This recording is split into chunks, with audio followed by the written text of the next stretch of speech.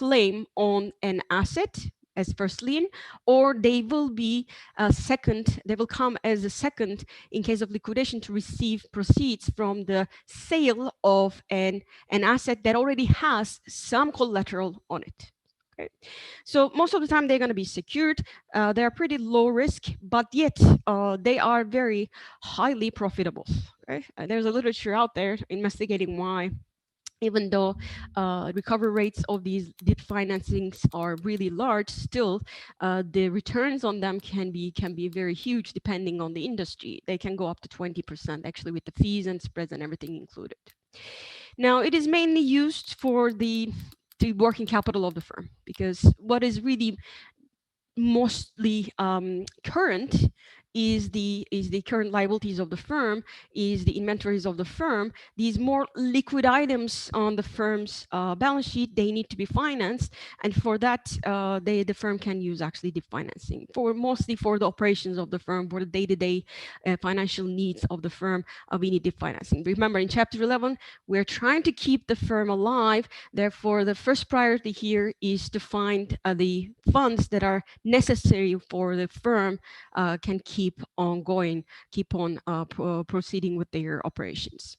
And the literature shows that existence of the financing is associated with a positive stock market reaction, and also the financing actually increases the probability of a healthy emergence from bankruptcy. So the financing in general is a positive thing for the firm's reorganization. Debt financiers, who are these people? Who are these investors? Now, debt financiers can be pre-existing or new lenders. And for the new lenders, there are two motivations. One of them is the financing is very profitable. The rates are really high, returns are high, and it says short-term financing. Therefore, you get paid pretty quickly. If Chapter 11 goes well, you get paid pretty quickly. Maturity is low. But if Chapter 11 doesn't go well, and if the firm is liquidated, it is pretty safe. It comes first before any other claims in the order with which they are paid. In the absolute priority rule, they have a very high seniority. Now, for the new lenders, another motivation could be that they might be willing to inject money into this firm because they want to eventually own a large chunk of the firm's stocks. This is called loan-to-own strategy, and I'm going to be talking about this when it comes down to distressed investments. Who are the distressed investors, and how do they make money? How can an investor invest into a distressed firm? What are the ways? We'll be talking about this more in detail later on. But these two could be the motivations for a new lender to make profits, and also eventually to own a majority equity stake in the firm, so that they can actually control the firm in the future. Now, for the existing pre-petition lenders, what would be the motivation to keep injecting money into the company? There are a couple of reasons, good reasons for that. First of all, there is this roll-up provision, which allows pre-petition debt holders to get paid, to recover their pre-petition debt with this new financing that they extend to the firm. So I'm a debt financier. I already have some bonds with this firm. The firm owes me some debt from pre-petition from before Chapter 11 was filed, and the firm did not pay me my debt. And what I can do is I can lend them some money.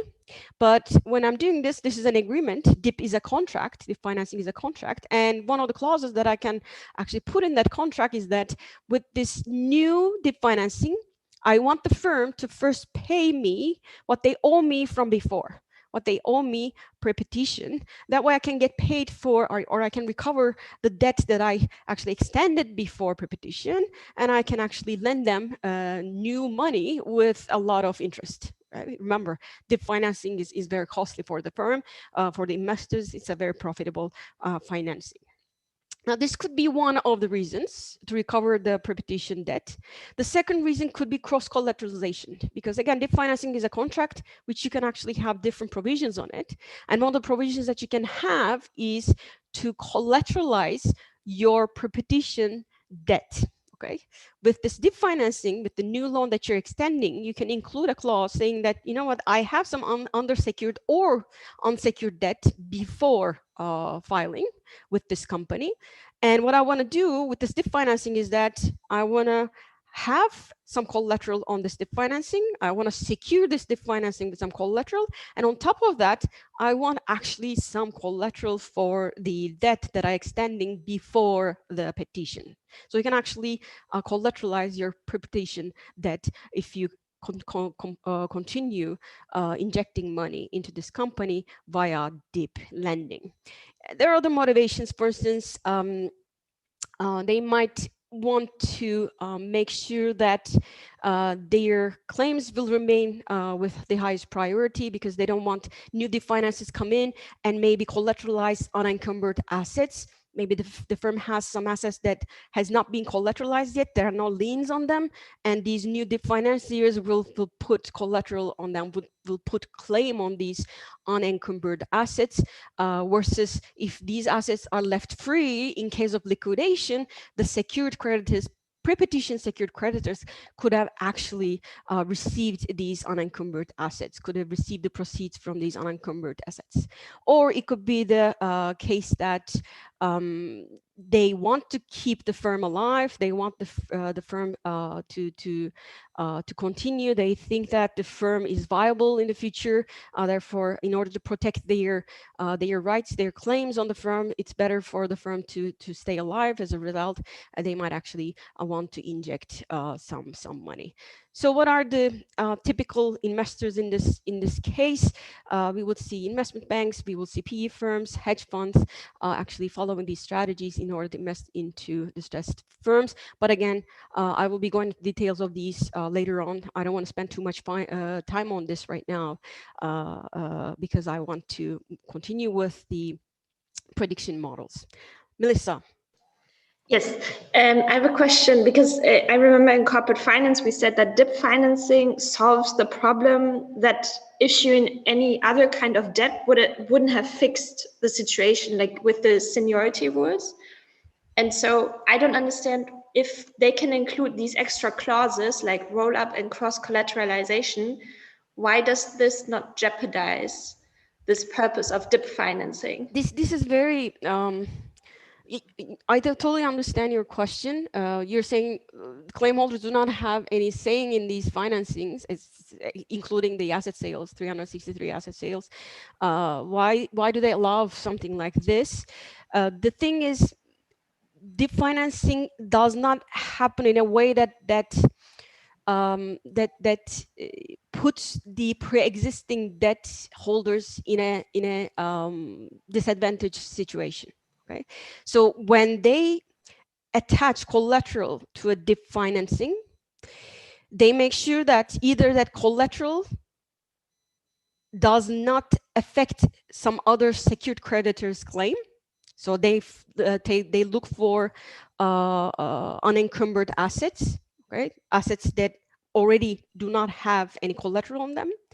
Or if there's an asset that already has lien on it, there is already some debt that is attached to it, they try to make sure that the existing debt actually gets another collateral. So they change the terms of the existing debt in a way that the old debt holder is not going to be at a disadvantage. So when we say that they are doing this, they are doing that, they can get paid for this, the claim holders can still, the existing debt holders can still actually object to these things. Even though their consent is not necessary, they can still object to these things. Second of all, that's why we need bankruptcy court. Actually, the bankruptcy court oversees this and makes sure that these dip financing contracts do not affect the existing creditors' rights, do not actually put them at a disadvantaged situation. Right? Although I'm telling you this, they do this, they do that. This is within the overseeing of the bankruptcy court itself. It doesn't happen independently of the court. There is some control going on over there. So regardless, the dip financing will always fulfill its purpose, even with all this extra stuff in it, basically. Exactly, exactly. But it is more at this point. It is more important to save the company than, maybe having very tight negotiations. Okay. With the package, you're right. With the package, you have to get the consent of everybody. You have to make sure that each claim holder group actually approves this. But with dip financing, because it's a very time-wise sensitive financing, because if you don't get this in a very short period of time, in a month or so, if you don't close this deal in a month, the firm can actually go out of business. You need the firm going on. And for that, you cannot wait for the reorganization plan, because reorganization plan takes a while to negotiate, to vote for. It's a lengthy process. And a firm cannot survive through that unless they have these two. They have the financing and they have asset sales provisions. Otherwise, it's out of business. And then it comes the question, who wants the firm out of business? Secured creditors, sure, they want the firm out of business, because if the firm is liquidated, they're still getting paid because they have collateral. Sell the collateral. As long as the collateral pays for what the firm owes to them, they're good. They don't care if the firm is alive or not. But there are a lot of other claim holders that would want the firm to keep going, like employees, like junior creditors, like unsecured creditors. So we have to think about this as a family, and we cannot just pick one family member and try to save that family member. We have to think about all the claims, all the rights of all these investors at the same time. Francisco. Could you just explain cross-collateralization again, please? I didn't get it. So you have debt, right, that you extended to the firm before the firm went into bankruptcy. Okay, it's when the firm was healthy, you extended some loans to the firm. Right? You're the creditor, and these loans were either undersecured, okay, meaning that you didn't fully collateralize the whole loan, okay, or the value of the asset that is collateralizing the loan is below the value of the loan. It's called under-securitization, meaning that if the firm is in financial distress or it goes to bankruptcy, and if we sell the asset, it's not going to be enough to pay your claim. That is called under-securitization.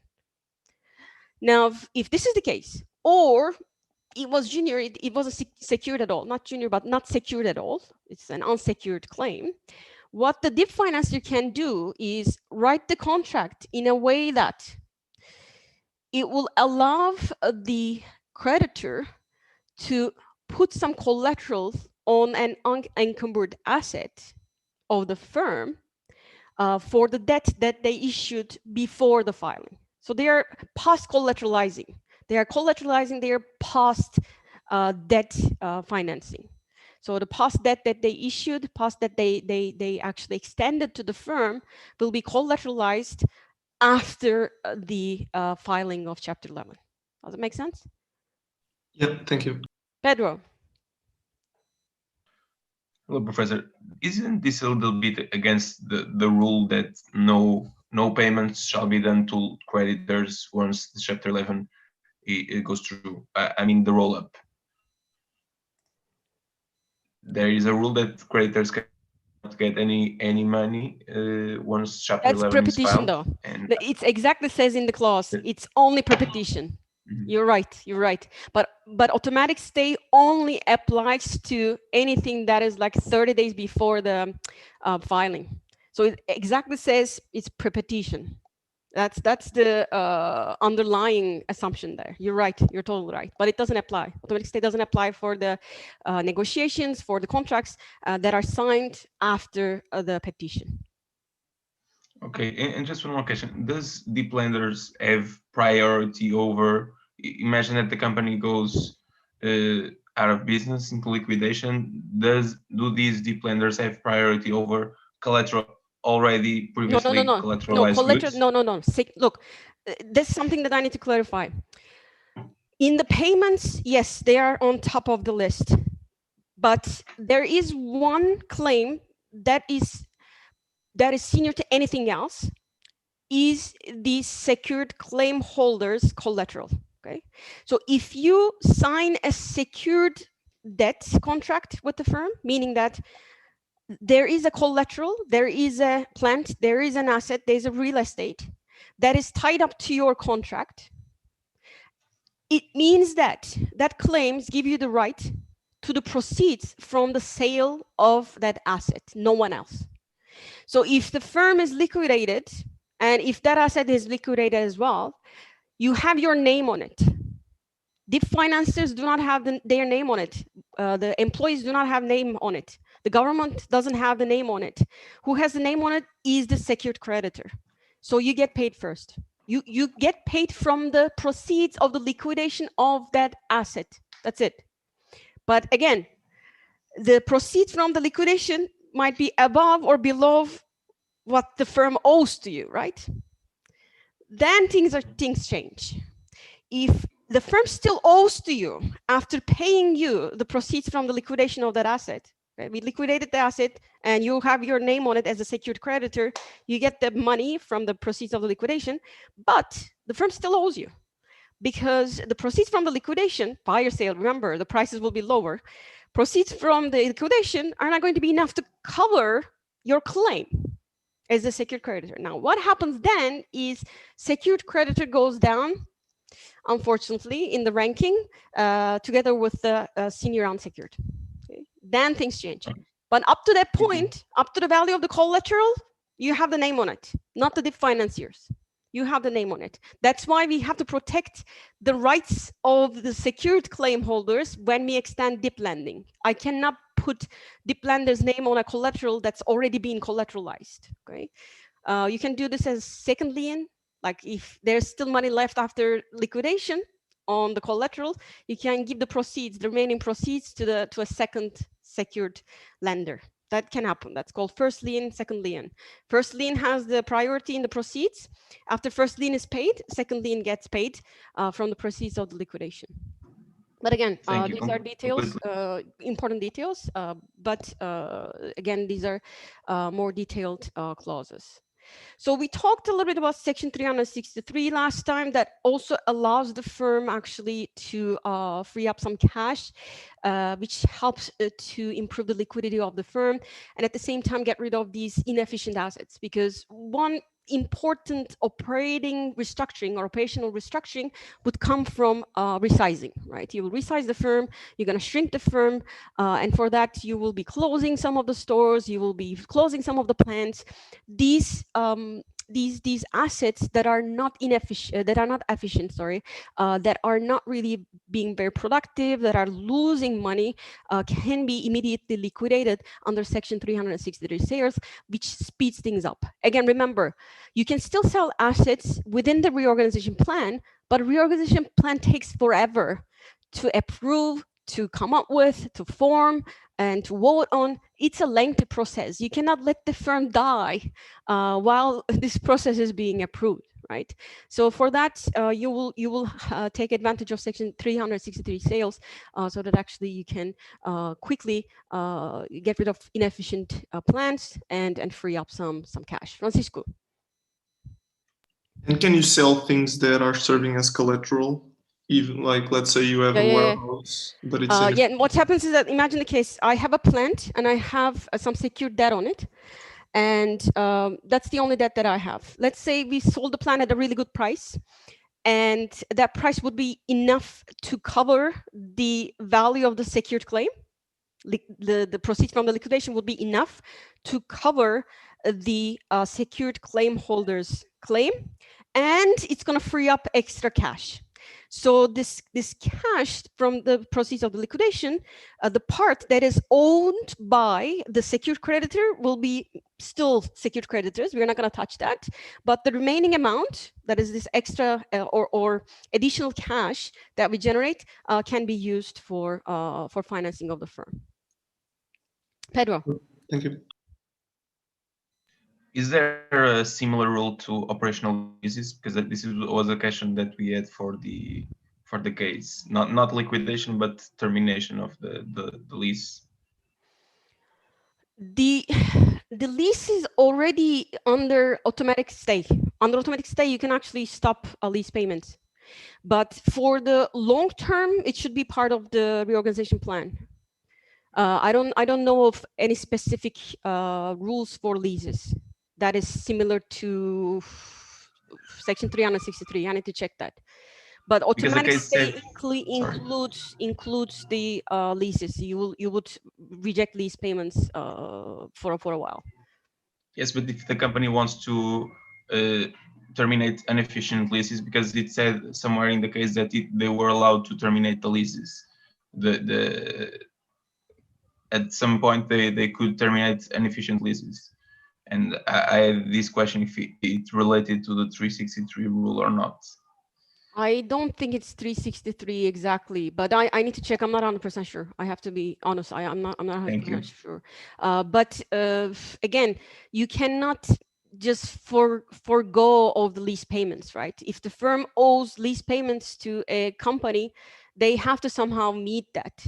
What they can do is to stop them from collecting it, and that's what the idea of automatic stay.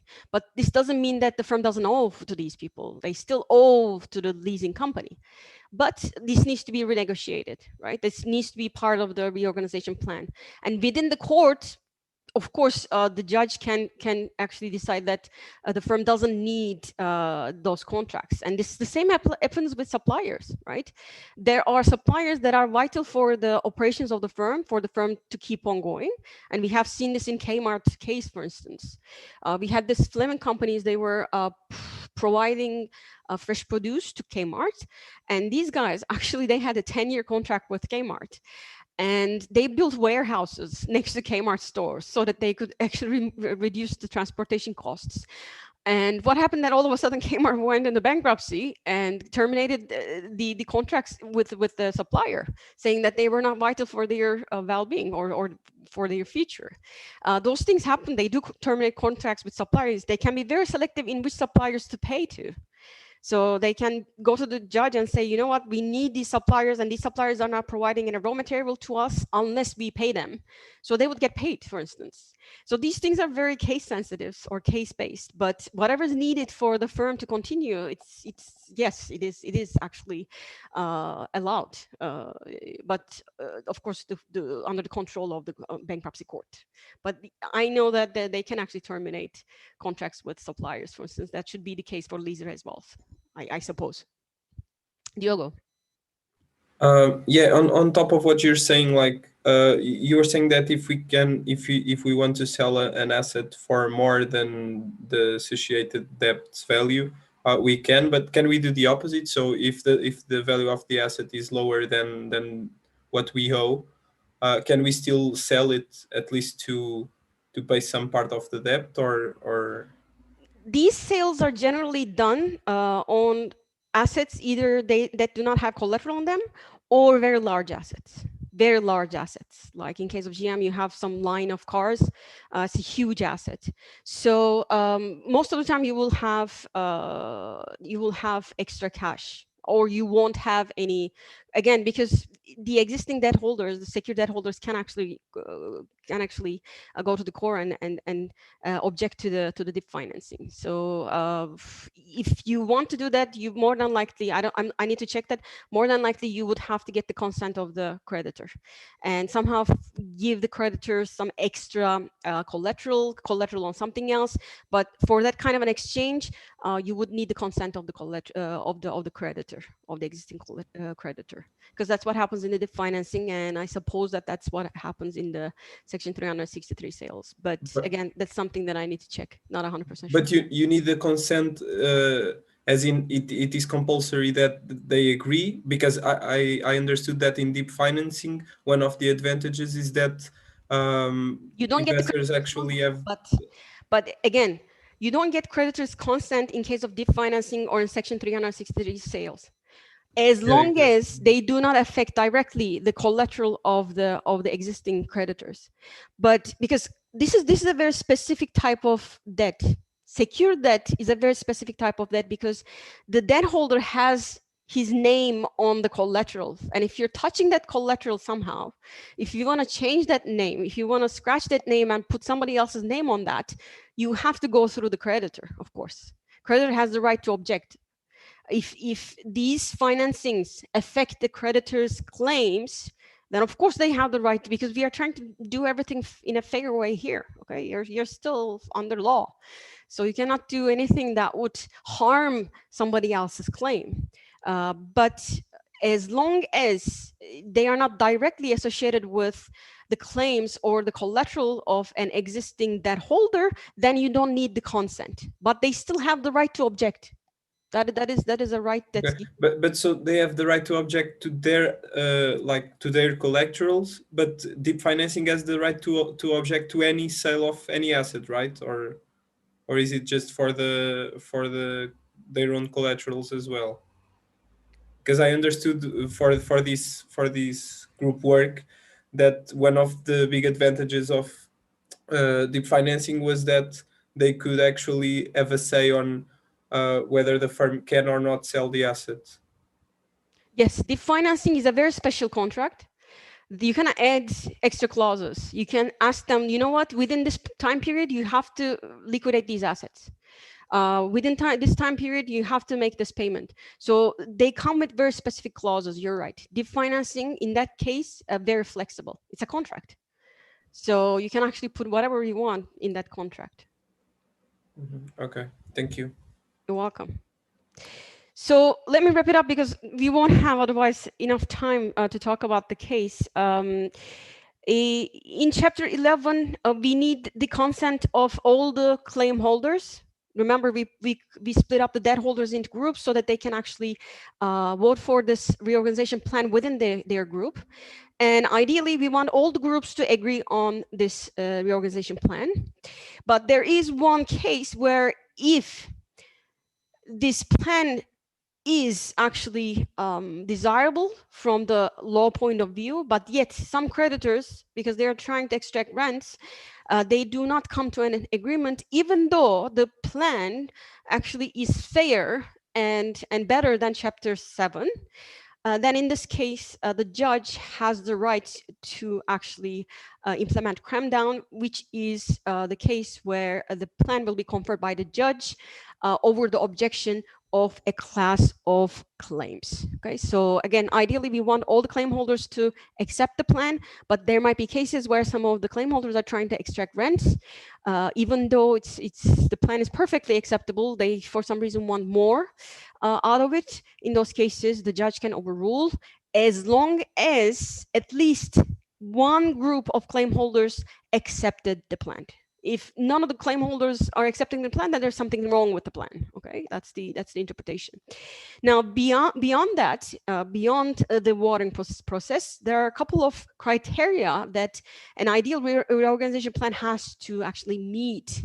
If these criteria are not met, the judge can actually not accept the plan. Okay, it's not just voting for the plan, but the judge has the right to not accept the plan if the plan was found to not to meet one of these criteria. The plan needs to be implementable. What does implementable mean? Implementable means that the plan ensures that in the future we are not going to find this firm in bankruptcy again.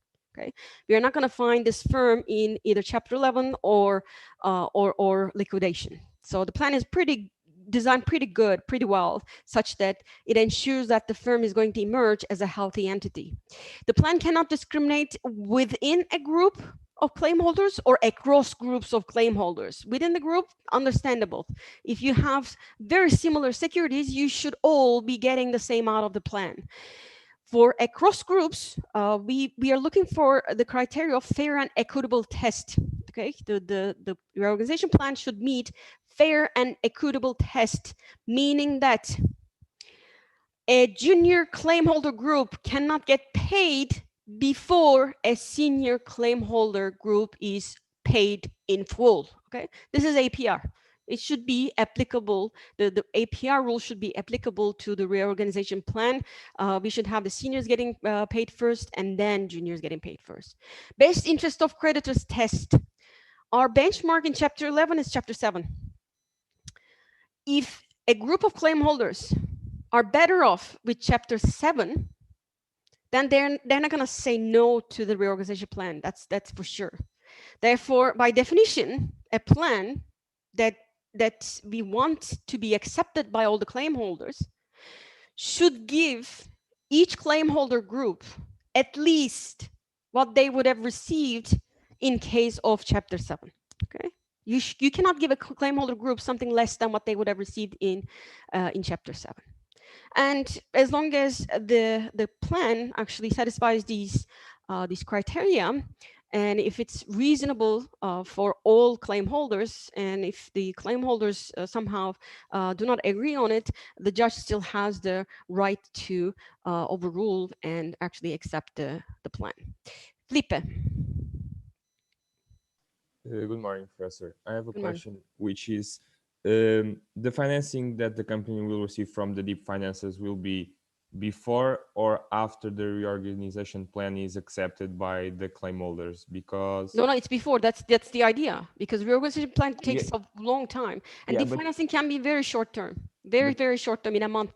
but if it is before, for example, the financiers are going to finance 1 billion, for example, but the claim holders don't accept the reorganization plan, so the money will be stuck and the company cannot do anything with it, or No, the company is still trying to renegotiate, right? If the plan is not accepted, then plan needs to be revised, or the creditors have to propose a new plan.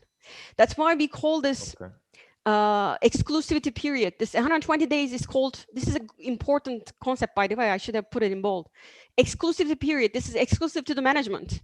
But if you pass that 120 days and you couldn't submit a plan that is acceptable by okay, all the claim holders, then claim holders can come up with their own plan, or they can ask the management to revise the plan.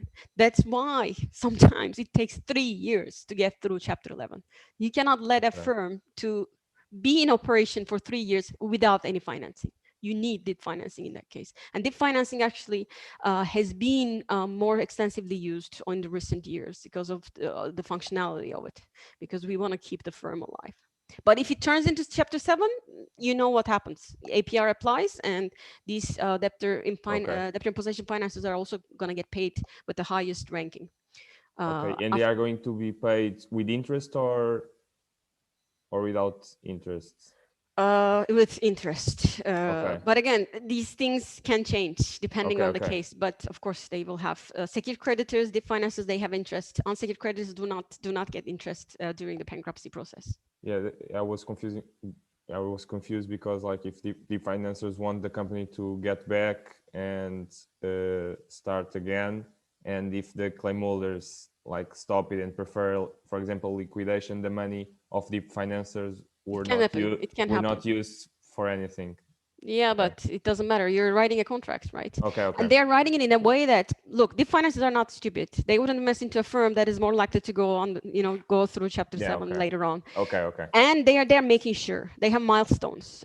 They want the firm to meet these milestones in a very short period of time. So they want to see recovery very, very quickly.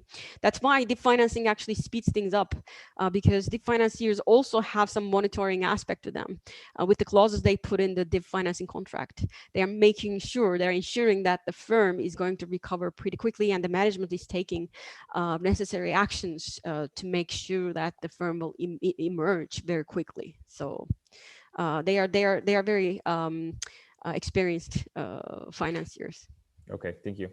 You're welcome. Sorry, just I got a question from now. But in the meantime, when the company gets the deep financing, the management team is still running the company, Yes, right? correct. So they can use that money. Yeah, they do use the money, but they specify where do they use the money, and most of the time it's going to be for working capital, just for the operations of the firm. And you already have the bankruptcy court. You have a trustee who is overseeing the operations of the firm. Even though management is under control of everything, you still have the upper court actually overseeing what's going on. So they wouldn't let the management waste the money, for sure. And that's why you have the financing, these detailed contract, making sure that you have these milestones, you know where you're spending the money, you're making the sales, necessary sales to free up more cash. So they're pretty in control of the whole thing. It's going to take me to my next slide. Actually, I want to talk about to you regarding the differences across different countries with respect to their bankruptcy laws, because not in every law this is the case. For instance, in the UK, once the firm files for Chapter 11 or reorganization, they actually overthrow the management. management is immediately replaced by a trustee. Versus in the US, they're staying in power. That's what debtor in possession means. Debtor is in possession of the day-to-day operations of the firm and the assets of the firm. Still, the management is in control. Versus in other countries, that is not the case. Okay. I will be talking more about private workouts tomorrow, and I'm going to give you some numerical examples. But just to briefly tell you, in court restructuring, you already know that it's a very lengthy process, and especially if the firm has a very complicated capital structure with lots of different types of securities, secured, unsecured, junior, senior, collateralized, not collateralized, first lien, second lien, it gets very, very difficult and complicated to form a reorganization plan that would be accepted by all the claim holders. And this actually lengthens the process. Therefore, the cost of in-court restructuring is going to be higher. The more complicated the capital structure of the firm is, the more layers we have for lenders. When we have large creditor groups, within each creditor group, they have to negotiate, they have to argue, they have to discuss the reorganization plan, and that would actually lengthen the process further. So that's why you have very large indirect and direct costs of financial distress when it comes down to large companies. Now, out of court settlement, something that I'm going to give you details of in the next lecture, help to reduce these costs, because you're not paying to lawyers, you're not going to the bankruptcy court, you don't have those 120-day time period or extension on this 120-day time period. So it reduces cost significantly to do this privately. There are still rules that you might have to comply with when it comes down to, for instance, issue new securities. You have to comply with SEC. If you're doing some exchanges, for instance, that equity exchanges, when you issue new equity, you have to comply with the new equity issuance rules. But in general, you're free of bankruptcy court, basically, which actually speeds things up for you. It creates less damage to the reputation of the firm. I told you, if you file for Chapter 11, you're going to be on the news. So it's not going to be good for your supplier, customers, your key employees. We all know that they would be trying to run away from a firm in distress. It's faster because you don't have these procedures, and you're not going to be subject to any discretion or bias of a judge. Remember, there are biased judges, pro or against debtors, so you'll be free of those. And one of the important cons, with many others that I didn't want to list here, is that you don't have automatic stay, and you cannot actually stop payments to your lease company or to your debtors. So you still are obligated to make these payments if you're going through private workouts. Again, we will come back to this tomorrow. I will let you ask more questions tomorrow about private workouts. But let me just quickly tell you about bankruptcy laws around the world. Remember, we said that the US is our laboratory in this course because we need one, bankruptcy law that we can actually work on and then maybe apply it to other countries or try to understand the differences between this law and other countries.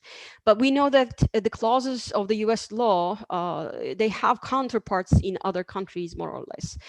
And therefore, the concepts that you learn in the US bankruptcy law can be actually used in order to understand the laws in other countries. Now, there are two important categories of laws, bankruptcy laws around the world. One category is debtor-friendly, the other one is creditor-friendly. Debtor-friendly law, for instance, in the US, we have a pretty debtor-friendly law, versus UK law is creditor-friendly. You can think of this as opposite things. If a law is creditor-friendly, then it's less debtor-friendly. If it's more debtor-friendly, it's less creditor-friendly. Okay, you can think of this as a sum that sums up to one. Why is it important to make this distinction? It is important because it affects the way the financial distress is resolved. Okay, if the courts are less creditor friendly or more debtor friendly, then you will see that the management will have more willingness to solve it in the courts, or they will walk out from a private negotiation. Or similarly, if the creditors do not have any leverage in the court, in case of private workouts, they're not going to have any bargaining power. Therefore, it's not going to go very well for them. The private workouts are not going to go very well for them.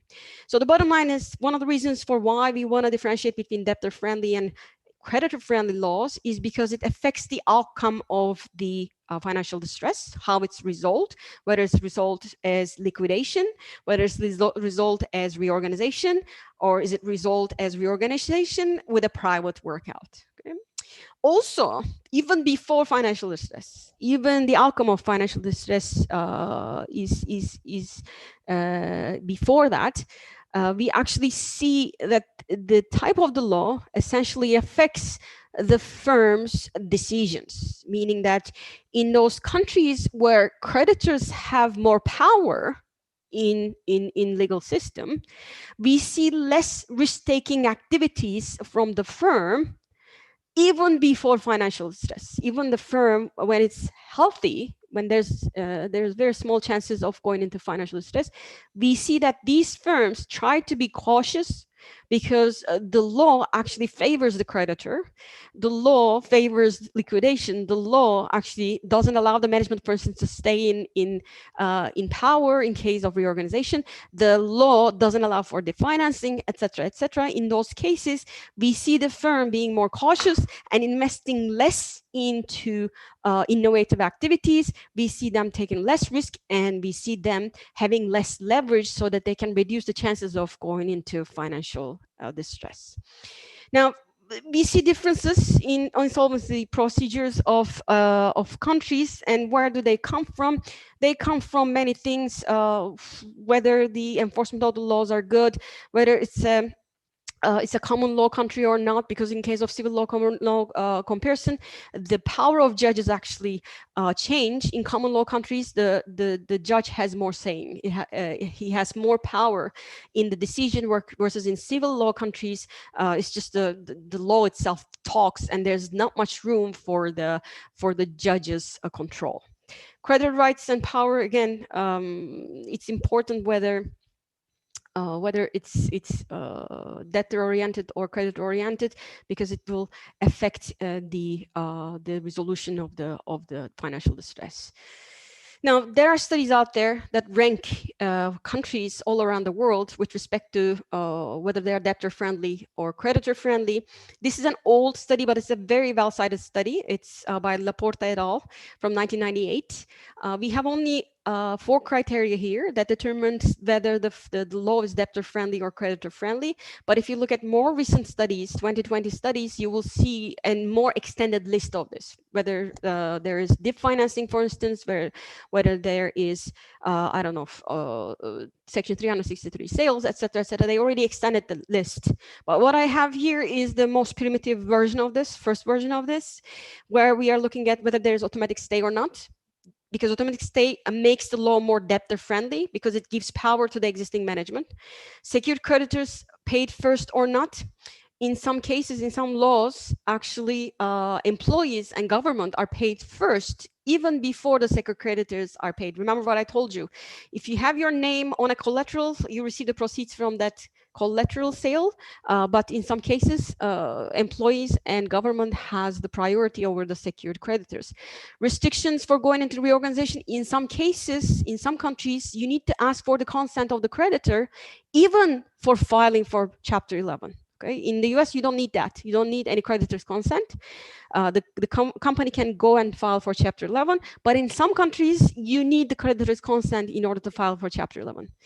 And in some countries, as I mentioned to you before, like the UK, the management doesn't stay in control. The management is immediately replaced by a trustee. Okay, so these different clauses, different rules in each law make it more or less debtor or creditor friendly, and that's the main difference between international laws, between cross-country laws of bankruptcy. And what we see in the end, because of these differences, is the the resolution of financial distress actually varies across countries. For instance, in the US, the more common way of resolving financial distress is reorganization, whereas in the UK, acquisitions are more common.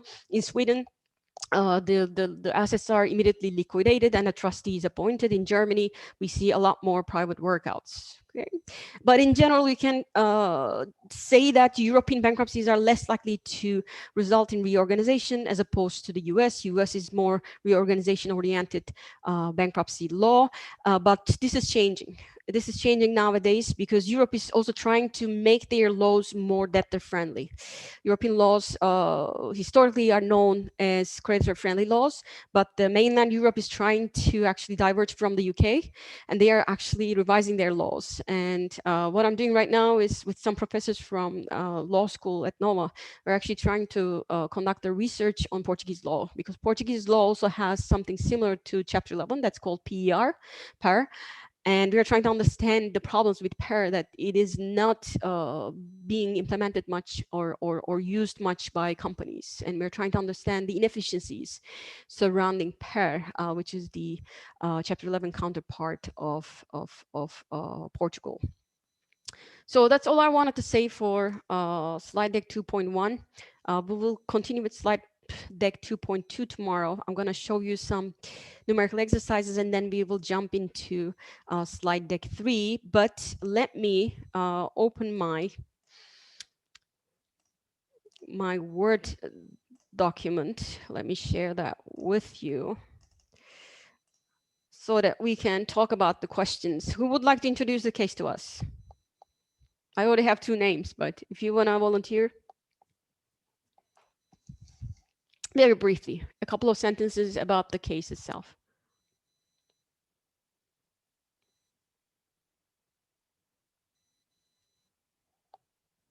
Pedro. Hi. So the case is about LATAM Airlines, which is a Chilean-based airline company, which, due to the fact that it had a significant leverage and little support from its local government, filed for Chapter 11, despite it being growing in the past years. And so what's being evaluated here is whether they will emerge from that Chapter 11, whether they should emerge and they are efficient going forward, how to evaluate the deep financing that they have, the different options of deep financing, and the response of their government to this insolvency. Very good, thank you. Short. Any other introductory sentences? Any other introductory words?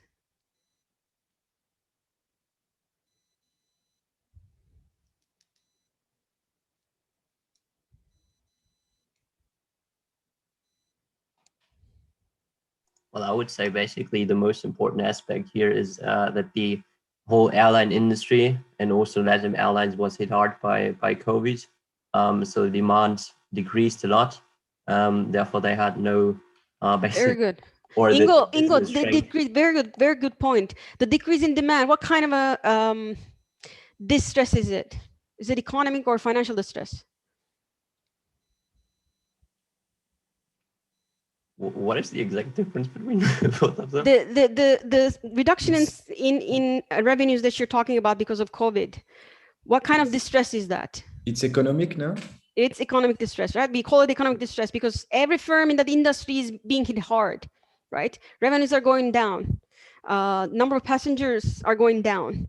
This is an economic distress. The whole industry is in economic distress. What kinds of firms do you expect to be in financial distress in this industry, to go through financial troubles in this industry? Highly levered firms. Highly levered firms. That is called financial distress, right? Those firms who are not very highly levered, who have a healthy financial structure, who do not have too much of interest expenses, those are the ones that are more likely to get through this economic downturn, versus those firms that are highly levered in this industry will have trouble in meeting their interest payments, will have trouble in meeting their principal payments as a result, or their short-term liabilities. Therefore, those are the ones who are more likely to go through financial distress. That is one of the reasons why it is difficult to differentiate the indirect costs of financial distress, because indirect costs basically are the difference between economic and financial distress. But in general, it is very difficult to disentangle these two and just tease out the impact of high leverage on the firm's operating performance. Okay? So let's move on to the first question. What is the difference between filing for bankruptcy reorganization versus bankruptcy liquidation? In case of Latin Airlines, which one do you think is a better alternative? Very quickly, can one of you guys tell me the difference between reorganization and liquidation? Mate, you wanted to answer the first question? Yes, go ahead, but I cannot hear you well. Yeah, I'm sorry, I have a problem with my microphone. Okay, now it's better. Go ahead. Okay. Go ahead. So basically, bankruptcy reorganization concerns the firms which are having like financial problems, they are struggling, but they can overcome the problem through implementing drastic changes in their organization. Whereas liquidation, it may concern firms which cannot overcome the problem, so they must be sold to pay back the outstanding debt for, if it's possible. Very good. So we're talking about, in case of reorganization, firms that are in a good shape enough to be survived, right? Versus in case of liquidation, we're talking about firms that are in economic distress, therefore they will be ceasing operations, and there's no hope for these firms, and there's no point in keeping these firms alive. Versus reorganization, the ongoing value is high, right? Ongoing concern value is high. So we will try to reorganize debt and assets of the firm.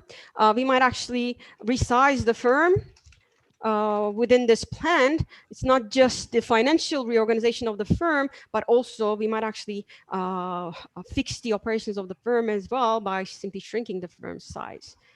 Go ahead, Matthew. And regarding LATAM, it's not structural but cyclical. It's because of COVID, and if we saw the figures over the last 5 years, the firm was profitable, and yeah, the firm can overcome the problem. So in this case, it would be better to implement restructuring than a liquidation. Very good. It's been profitable, right? Although recently it's been in trouble, recent troubles. But before COVID, it was a successful business, a solid business. But because of COVID, of course, we have this maybe temporary, maybe long term, we don't know. We have this current trouble of the firm.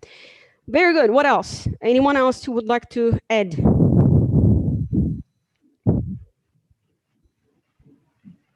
I think I could just say that airlines often go into reorganization and liquidation because they are subject to many risks, such as oil price changes, terrorist attacks, or political or economical changes on where they operate, because they operate in vast countries. Mm-hmm. So it's probably very unhealthy because this happens quite often. It's very unhealthy for airline companies to hold such high leverage as did LATAM. LATAM has too much debt in its capital structure. Very good. So on one hand, we have Latin that was doing well. When you look at the revenues before COVID, they were doing pretty well since 2015. Operationally, there didn't seem to be any problems. Costs were low enough and the sales were high enough. But of course, once they're hit by this economic shock, we know of which firms to be most affected from this is the financially less healthy firms. And in this case, Latin is one of those. When you look at the interest coverage ratio of the firm and the leverage ratio of the firm, two basic indicators of one stock, one flow based indicators of financial health, you're going to see that Latin is not doing very well compared to its industry peers. Why did Latin Airlines file for bankruptcy reorganization in the United States rather than in its headquarter country, Chile? What are the similarities, differences between the bankruptcy laws in the United States versus Chile? Explain the advantages and disadvantages of filing in these two countries. What is the motivation for filing for Chapter 11 in the United States? What could be going through their minds, the managers' minds? First of all, we know that they are going to file in the District of New York, and we know that they are pro-debtor, pro-reorganization. So they have also the automatic stay with the period of 120 days. What else? So as my colleague said, the U.S. courts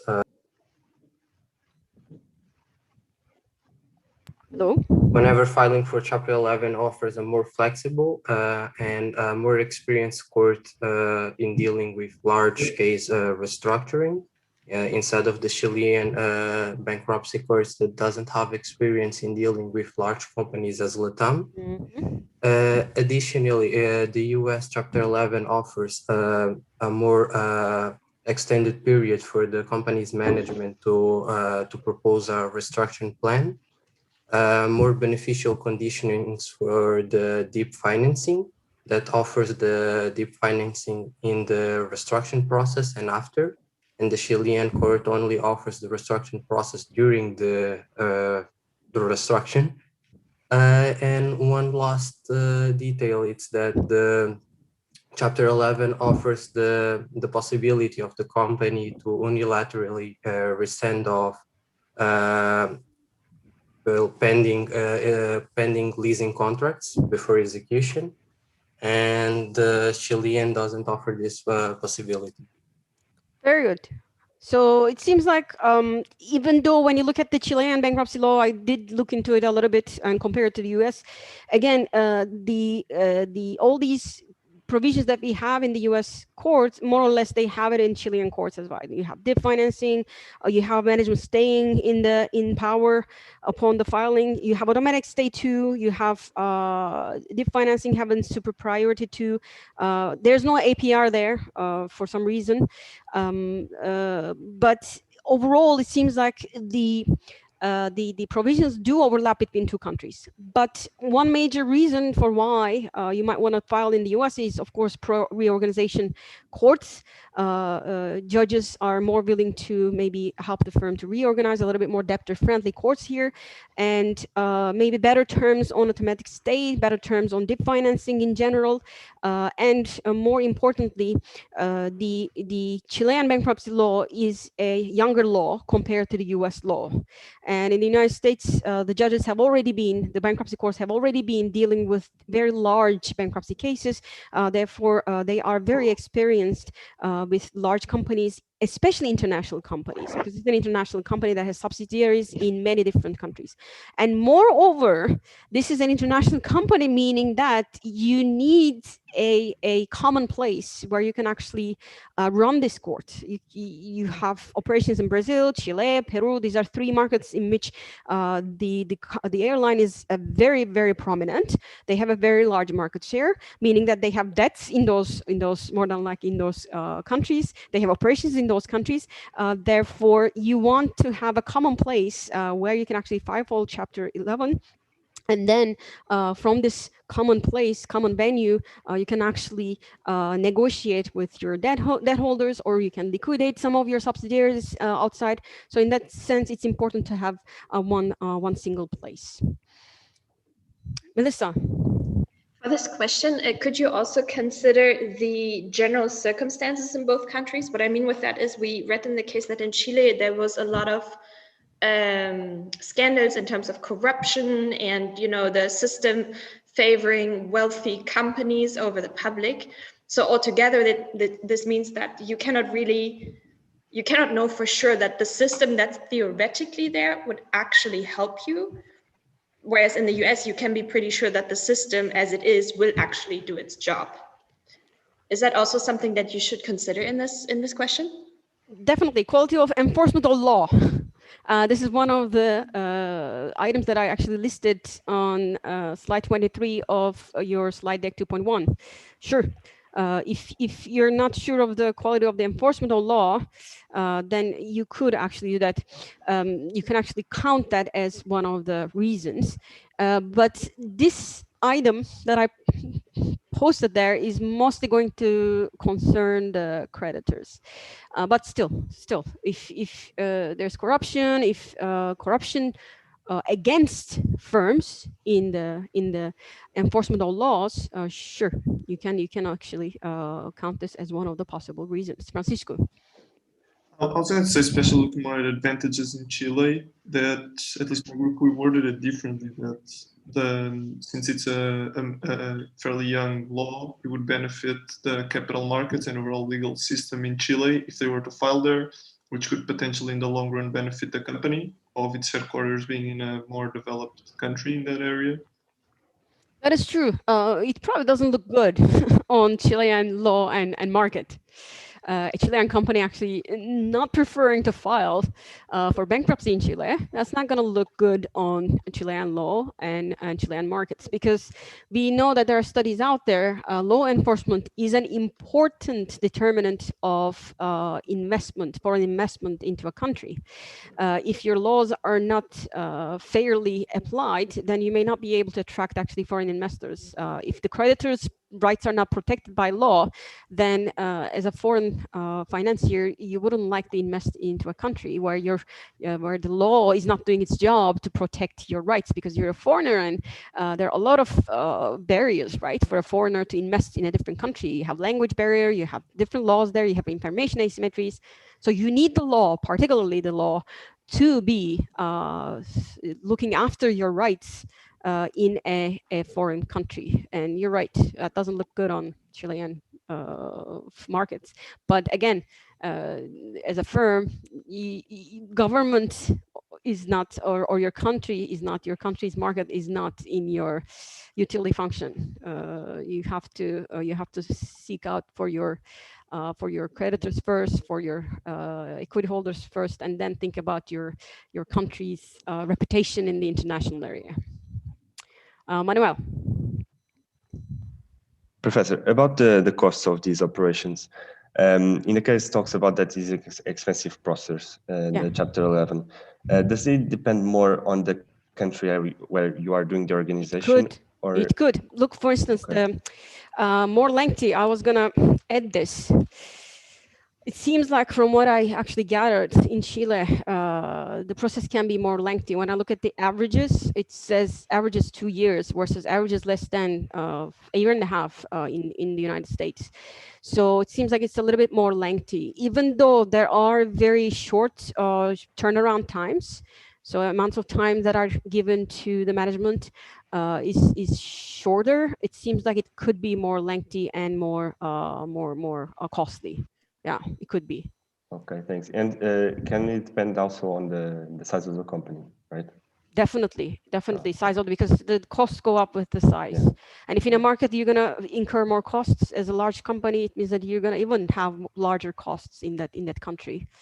So it could be the case that your capital structure is very complicated. You have a diffuse group of debt holders, which complicates the reorganization plan. Again, it would make it more difficult for all the creditors to approve the plan. It would make it more difficult to come up with a reorganization plan that is acceptable for all the creditors. If there's one creditor group who doesn't like the plan, you have to go back and revise the plan. That will make things even longer. So if the bankruptcy process itself is not efficient, because of the rules, then as a big firm, your costs are going to be even higher, for sure. Because the larger the debt holder base, the more complicated the debt holder base, the more different layers of seniority you have, then the longer this process is going to be. Okay, thank you. Francisco. Sorry, I forgot to lower my hand. Okay. Let's move on to the next one. The pandemic had a significant impact on the aviation industry due to travel restrictions and a slumped demand among travelers. What were Latin Airlines' greatest strengths and weaknesses compared to the other airline companies before the start of the pandemic? Strengths and weaknesses.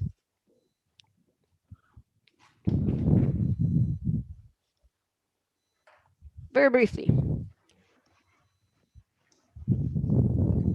So the strengths were their market leader position in South America.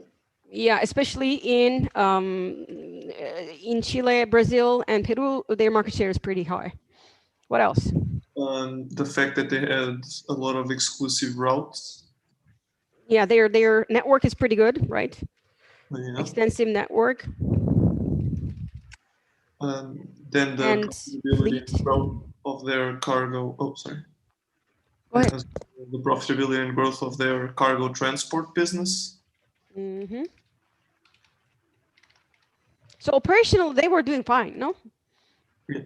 It seems like when you look at the numbers, when you compare the company over time, in 2015, they had this low profit times, losses, but since 2015, they seem to be doing fine operationally.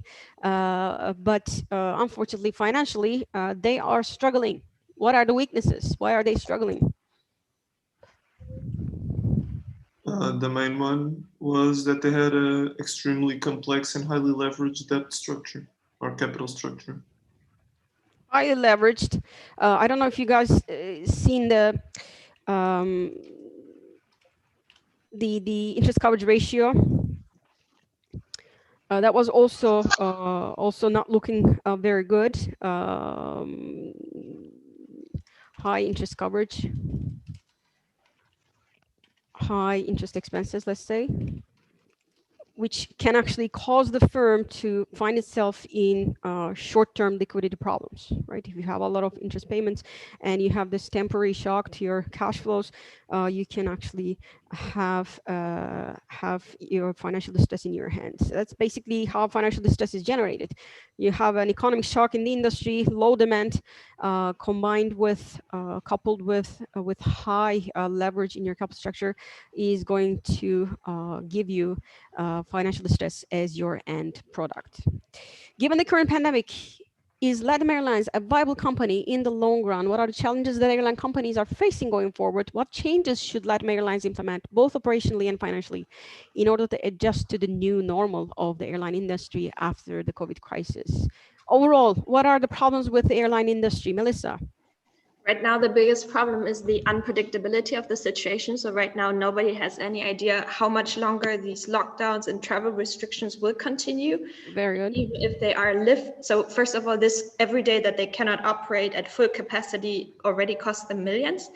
And also going forward, even if they are lifted one by one, it still means that there will be extra costs. They won't be able to operate at full capacity. And so overall, they just cannot go back to the same state that they were in before the crisis. Very good. So Melissa sounded a little bit more pessimistic about this. So going forward, maybe airline industry is never going to be the same again. That would be one maybe argument for why in the long run Latin may not be viable. So I want to hear a couple of ideas from you guys. Who thinks it's gonna pick up? Who thinks that they will be able to actually get over this period? Therefore, it's going to be a viable company in the long run. We had this before. We had 9/11. After 9/11, the airline companies actually experienced a similar reduction in their demand, but they actually got through it. And historically, there have been a lot of Chapter 11 cases in the airline industry, but there were also a lot of successful cases versus it's going to go down the drain. These lockdowns are going to last for longer time, maybe 3 years, 4 years, and that is going to wipe out many of these airline industries. Okay, Pedro. Well, I would say that for the case of the Latam Airlines, we should also point out that because they operate in Latin America mostly, they are also very subject to the fact that Latin American countries are not vaccinating at the speed of other countries, which means their recovery will definitely be slower than the rest of the airlines. But I think it's all, even though there will be a reduction in airline consumption in the post-pandemic world, because people will not travel as much due to work because of the development of Zoom and Teams meetings and whatnot. People still need to travel uh, for vacations and stuff like that, and all other reasons. So I think airlines will always be needed, even if there's uh, a short reduction. I'm not saying that LATAM will be one of those airlines, but airlines will always be needed, even if it's after 2, 3, or 4 years. Very good. I got very good reasons for why they might actually find themselves out of business. Any other ideas, Felipe? So I think we can focus also in the profitability of the transportation of passengers, because nowadays and probably in the future, airline companies need to take measures. I think they mentioned in the case like the crew use protective protective equipment and that type of stuff. So the profitability of the transportation of passengers will diminish. So probably the companies should adapt. And in the case of LATAM Airlines, I think this could be good because they have a unique business strategy where they use the cargo capacity and freight planes to transport goods, and that probably will have less operational costs. So they can use that in order to offset the lack of profitability of transporting passengers. Very good. They have the switching option. This is called switching option. You already seen this in corporate finance. You can actually change the form of the operations. You have that option, but you don't have that obligation. If things are not looking good, you can actually exercise your option and you can switch from passenger aircraft to cargo aircrafts. So that would be a good point to argue. With people shopping online, everything seems like there will be more demand in the future for cargo transportation. So that could be one way of maybe increasing profitability of LATAM Airlines going forward. Anything else? I would also perhaps add that it's maybe not exclusive to LATAM Airlines, but the tendency, in my opinion, will be for the demand of fossil fuels to decrease, and being one of the largest expenses in the operations of airlines, it could potentially reduce some of the pressure on margins that they'll be facing in the upcoming years. Very good. Fuel prices is one of the important items on the costs of airlines. Fluctuations in fuel prices actually historically have changed a lot of things for airlines. And if fuel prices go down in the future, that could have a cost reduction impact on LATAM Airlines, and it could help to for the revenues to pick up actually. Pedro. Okay. Sorry, it's a laggy hand. Oh, okay. Anyone else? Yeah, I would like to add that basically I would assume that LATAM Airline would be better able to cope with the new measures in contrast to other smaller airlines, because it's like very sizable. Therefore, they can have like better contracts with like companies that provide, I don't know, the safety or protection equipment, etc. And also like if you think that like some smaller airlines might get out of business here, LATAM Airlines would be able to increase its market share even more. Very good. If smaller airlines cannot handle the pressure, actually they can go out of business, and those routes that were actually occupied by these smaller airlines before might be taken over by LATAM Airlines, can increase LATAM's market share.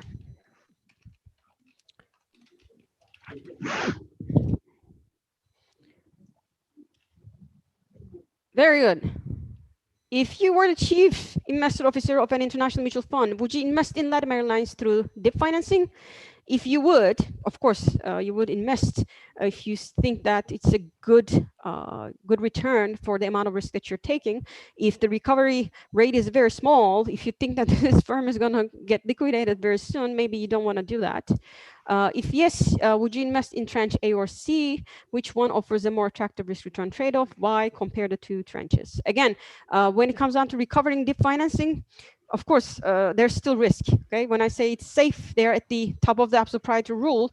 But if the firm messes it up somehow, if things are not going well, and if they lose all their money in a very short period of time, the recovery rates can also be low for DIP financiers. There are cases where, not common, but there are cases where the recovery rates were like low, like 30%, 40% for the DIP financiers. But in general, because of the fact that they are secured most of the time, and they are on top of the APR rule, generally the recovery rates are high. But again, there can be exceptions. Okay, there can be exceptions where the firm actually does not have any liquidity left at the end of the day once the reorganization process is converted into a liquidation process. Okay, if that takes forever, then those can happen. So what are the arguments in favor of investing and not investing? I think these are similar to what we talked about before, but maybe just with a couple of words you can tell me. And more important, let's compare tranche A and tranche C. We're already out of time, but let's do that. Would you invest or not? And would you prefer tranche A or C? Sultan. As the professor said, investing on DIP, it's a relatively low risk, high return investment if we believe that the company has assets enough to liquidate and pay. So I'll choose to invest, especially in the tranche C, that it is secured, and given the high assets level that LATAM has, will be a good option since it's secured. Additionally, since it's for existing shareholders, we can also have the benefit of implementing those agreements as a roll-up and cross-collateralization in order to protect repetition claims. And another good options that we have is that it can be converted in equity. So if I would invest, I think I will go for tranche C. Very good. Can be converted. Like if you're really comfortable that the firm is going to emerge healthy, then this is probably the option that you want to choose, because it comes with this option of converting it into equity. If the firm picks up and the stock price goes up, you might want to be taking advantage of that increase. It's secured. It has a higher return. Therefore, it can be a good investment. What are the arguments for tranche A? Professor, I think tranche C is unsecured actually. Only tranche A was secured and offered. You're right. Sorry. A higher return. Yeah. Doesn't make sense otherwise. How about tranche A? It is stated in the case that tranche C is secured, which is actually kind of a fault, I think, by the case writer, because like I read the actual filing motion of the company, and that is stated that all of the tranches are secured on a generally the case with DIP financing, but its seniority is different. Secured, let's don't put secured because then it's going to be confusing. This is senior. A is senior, that's why it has lower return. Doesn't come with the conversion option.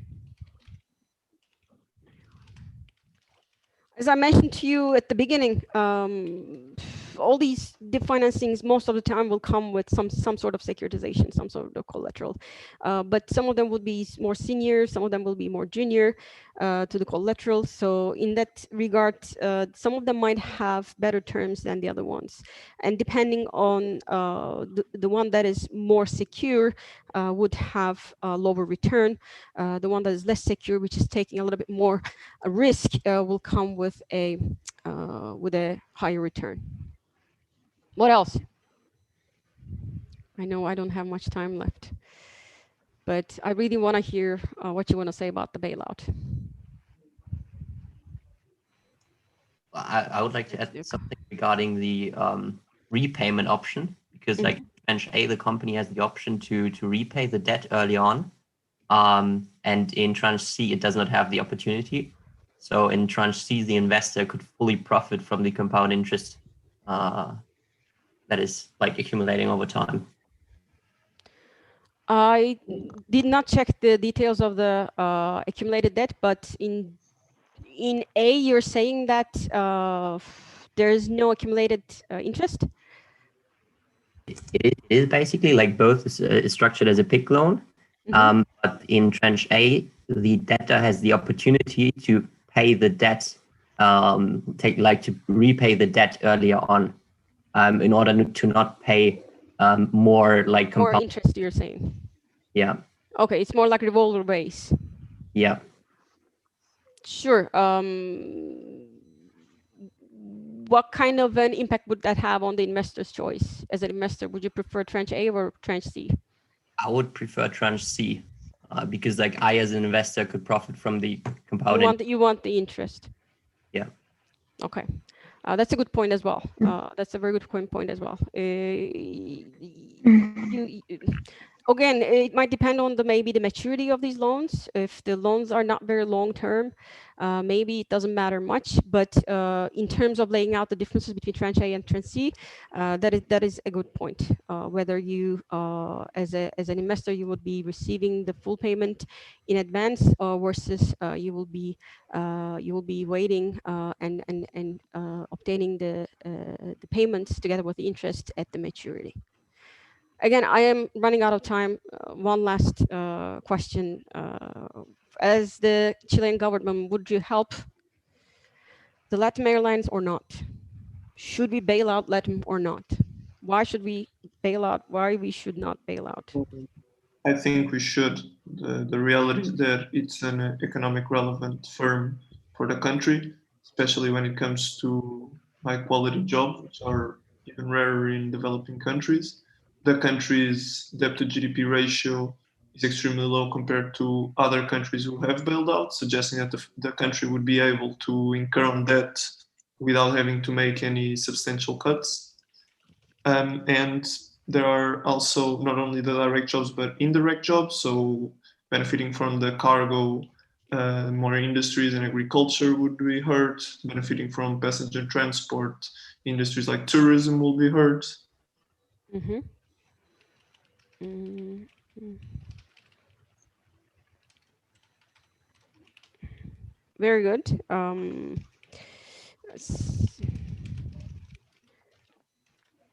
Very good. And tax revenues we could also count as an important reason for why we should be bailing LATAM out. And finally, why wouldn't you bail out LATAM?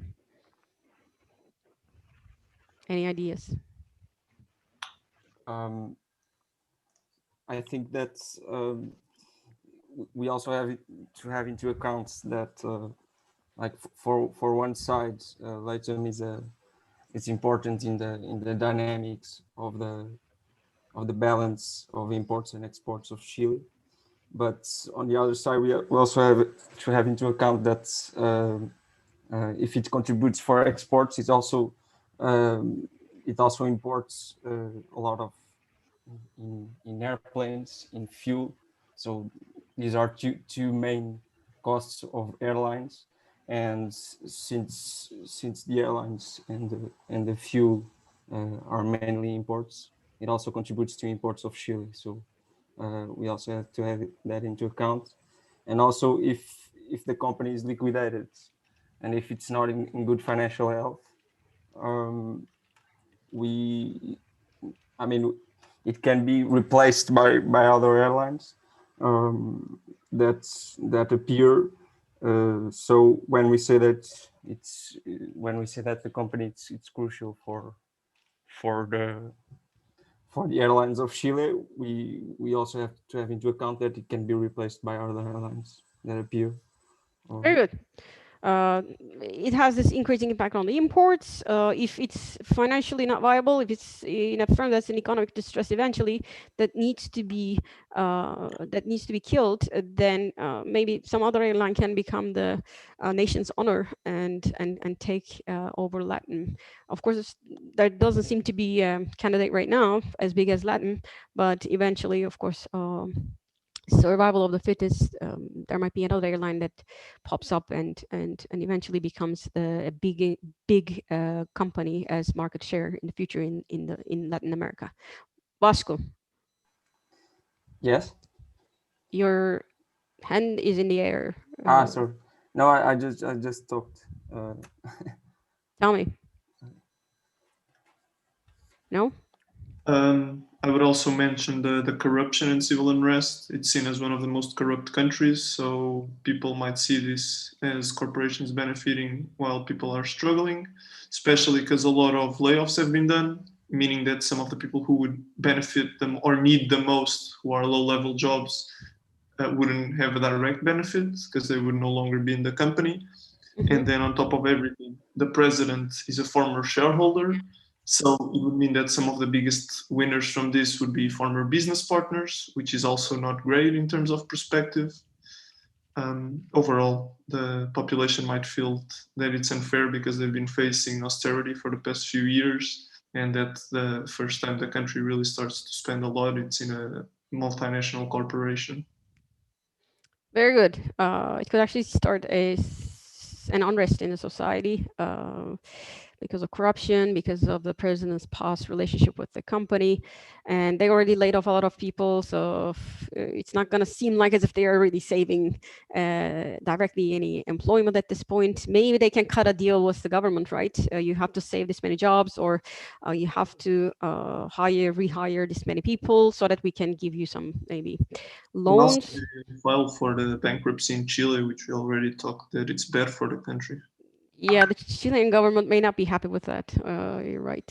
Andre says it could also give some wrong incentives for other companies. Andre, can you unmute yourself and tell me more about it, because I want to hear more about it. That's a very important point that you're raising. What are the incentives that we are giving?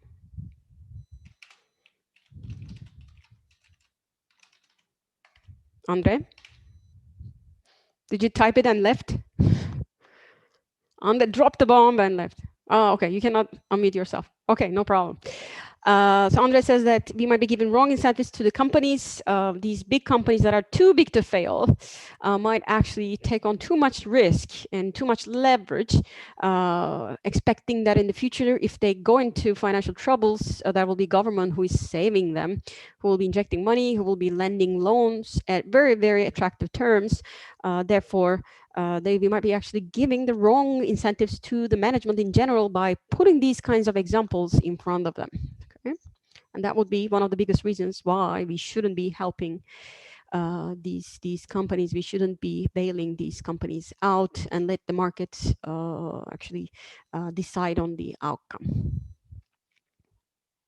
Anything else that you would like to say? I'm sorry, guys, I went way over. Yeah, just one question, Professor. Yeah. Go ahead. I'm gonna be uploading this file on Moodle. Okay, guys. I'll just reread it, take one more time to see any typos and anything. I will just upload this. Go ahead.